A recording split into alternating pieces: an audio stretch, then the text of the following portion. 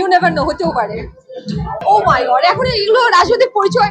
এখন পর্যন্ত আমার কোনো মানে আমি কোনো রাজনৈতিক দলের পক্ষ হয়ে কাজ করছি না। আমার সবসময় সামাজিক অসঙ্গতি নিয়ে কাজ করি আমি।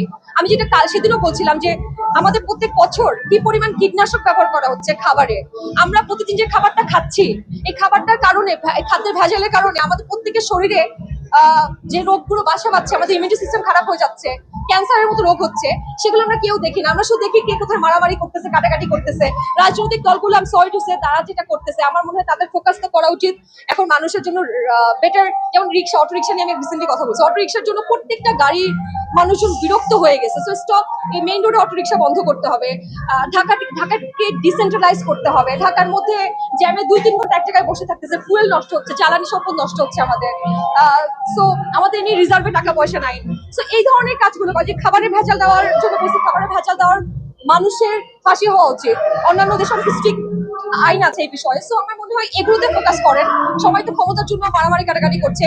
সো আমি যে দল মানুষের জন্য কাজ করবে সেই দলের হয়ে রাজনীতি করবো না। কোনো নেতার সাথে আমার পরিচয় নাই।